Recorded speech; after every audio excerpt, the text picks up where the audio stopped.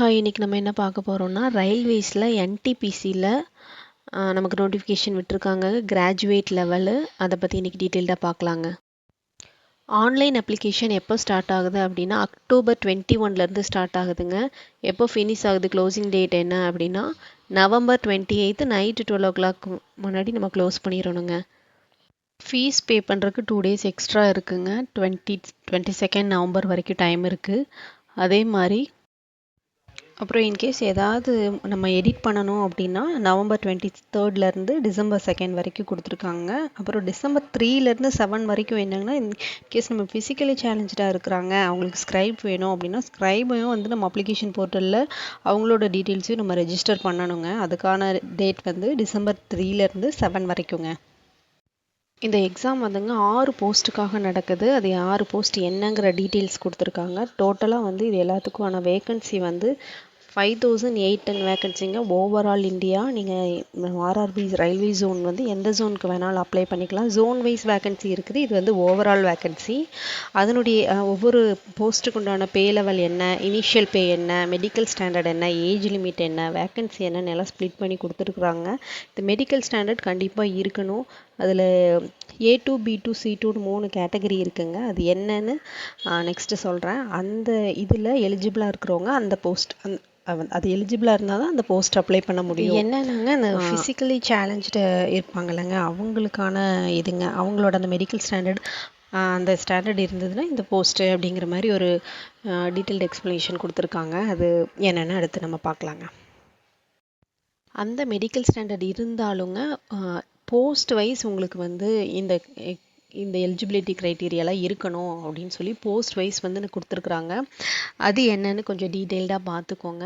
இந்த medical standard இருந்தாலும் இந்த விஷுவலு ஹியரிங்கு அதெல்லாம் வந்து என்ன ஸ்டேண்டில் இருக்கணும், எந்த போஸ்ட்டுக்கு எப்படி இருக்கணும், என்னென்னலாம் டிகிரி படிச்சிருக்கணும், என்ன படிச்சிருக்கணும், அந்த மாதிரி டீட்டெயில்ஸ்லாம் டீட்டெயில்டாக கொடுத்துருக்குறாங்க. இதையும் செக் பண்ணிவிட்டு நீங்கள் அப்ளை பண்ணுங்கள்.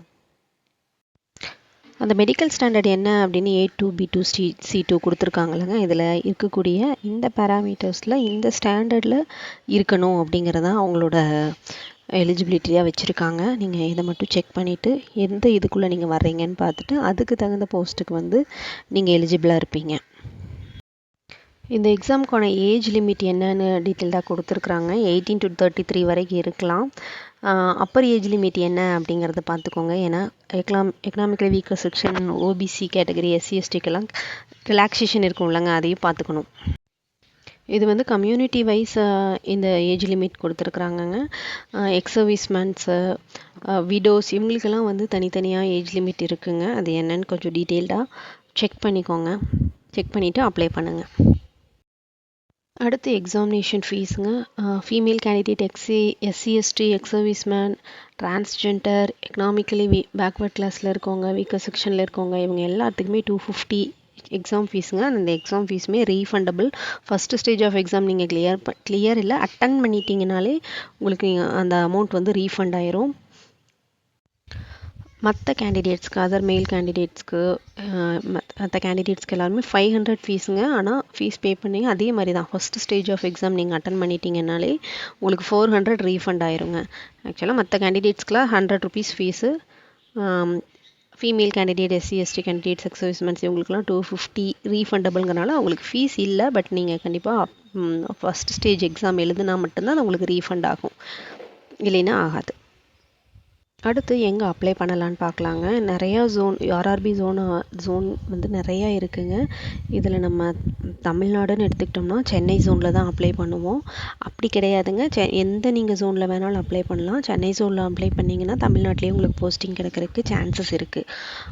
நீங்கள் வேறு எந்த ஜோனில் வேணாலும் நீங்கள் அப்ளை பண்ணி எக்ஸாம் எழுதிக்கலாம். ஆனால் என்னென்னா போஸ்டிங் வந்து அந்தந்த ஜோனுக்குள்ளே தான் போடுவாங்க. இன்கேஸ் நீங்கள் ட்ரான்ஸ்ஃபர் ஆகணும்னு நினச்சிங்கன்னா அப்படின்னா கொஞ்சம் கஷ்டங்க. ட்ரான்ஸ்ஃபர் கஷ்டம்னு ஏன் சொல்கிறேன்னாங்க, அதில் நோட்டிஃபிகேஷனில் கிளியராக கொடுத்துட்டாங்க. அட்லீஸ்ட் 5 to 10 years ஆகுது நீங்கள் ஒர்க் பண்ணால் மட்டும்தான் ட்ரான்ஸ்ஃபர் கிடைக்கும் அப்படிங்கிற மாதிரி கொடுத்துட்டாங்க. ஸோ நீங்கள் அப்ளை பண்ணும்போதே எந்த ஜோனில் அப்ளை பண்ணணும் அப்படின்னு சொல்லி நல்லா யோசித்து அப்ளை பண்ணிக்கோங்க.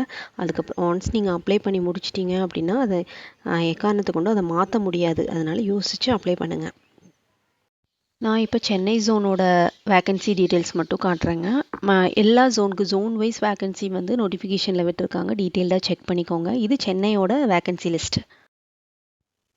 அப்ளை பண்ணுறது எப்படின்னாங்கன்னா, அந்தந்த ஜோன் வெப்சைட்குள்ளே போனீங்கன்னாவே அப்ளிகேஷன் லிங்க் அப்ளை பண்ணுறதுக்கான லிங்க் இருக்கும். அதுக்குள்ளே நீங்கள் போனீங்கன்னா ஒரு அக்கௌண்ட் க்ரியேட் பண்ணுற மாதிரி இருக்கும். அந்த அக்கௌண்ட் க்ரியேட் பண்ணி உங்களோட டீட்டெயில்ஸ் எல்லாம் ஃபில் பண்ண மாதிரி இருக்கும். ஃபில் பண்ணி முடிச்சுட்டு நீங்கள் ரீஃபண்ட் ப்ராசஸ்லாம் இதில் இருக்கிறதுனால உங்களோட பேங்க் டீட்டெயில்ஸ்லாம் கொடுக்க வேண்டியது வரும். உங்களை லைவாக ஃபோட்டோ எடுக்கிற மாதிரி இருக்கலாம். ப்ளஸ் நீங்கள் வந்து தேவையான சர்டிஃபிகேட்ஸ் எல்லாம் வந்து பிடிஎஃப் ஃபார்ம்லேயோ இல்லை ஜேபிக் ஃபார்ம்லேயோ வச்சுக்கோங்க. அதெல்லாம் வந்து அப்லோட் பண்ணுறதுக்கு கேட்பாங்க. டாக்குமெண்ட்ஸ் எல்லாம் ரெடியாக இருந்துச்சுன்னா நீங்கள் கண்டிப்பாக டக்குன்னு அப்ளை பண்ணி முடிச்சிடலாங்க. பேங்க் டீட்டெயில்ஸு, லைவாக ஃபோட்டோ எடுப்பாங்க. ப்ளஸ் உங்களோட இமேஜ், உங்களோட பாஸ்போர்ட் சைஸ் ஃபோட்டோ, உங்களோட சிக்னேச்சரு, இதெல்லாம் தாங்க பேசிக் திங்ஸ் தான் கேட்பாங்க. ப்ளஸ் சர்டிஃபிகேட்ஸ்லாம் வச்சுக்கோங்க, ஸ்கூல் சர்டிஃபிகேட்ஸ். இன்கேஸ் உங்களுக்கு ட்ரெயின் டிக்கெட்டை ஃபேரெல்லாம் வேணும் அப்படின்னா எஸ்சி/எஸ்டி சர்டிஃபிகேட்லாம் சப்மிட் பண்ண சொல்லி கேட்குறாங்க. இதெல்லாம் வந்து நோட்டிஃபிகேஷனில் கொடுத்துருக்காங்க. அப்ளை பண்ணும்போது பார்த்து அப்ளை பண்ணுங்கள். 23க்கு அப்புறம் நீங்கள் மாடிஃபை பண்ணிக்கலாம். என்ன மாடிஃபை பண்ணிக்கலாம், மற்ற டீட்டெயில்ஸ்லாம் நீங்கள் மாடிஃபை பண்ணிக்கலாம். பட் நீங்கள் ஒன்ஸ் அந்த ஆர்ஆர்பி எந்த ஜோன் சூஸ் பண்ணுறீங்களோ அந்த ஜோன் ஆகட்டும், இல்லை நீங்கள் அப்ளை பண்ணக்கூடிய ஜோனு ப்ளஸ் எக்ஸாம் எழுதக்கூடிய சென்டரு, இதெல்லாம் வந்து உங்களால் சேஞ்ச் பண்ண முடியாது. மற்ற டீட்டெயில்ஸ்லாம் உங்களால் சேஞ்ச் பண்ணிக்க முடியும். ஸோ கேர்ஃபுல்லாக அப்ளை பண்ணுங்கள். இது வந்து ஒரு கோல்டன் ஆப்பர்ச்சுனிட்டி. அப்ளை பண்ணி நல்லா எக்ஸாம் எழுதி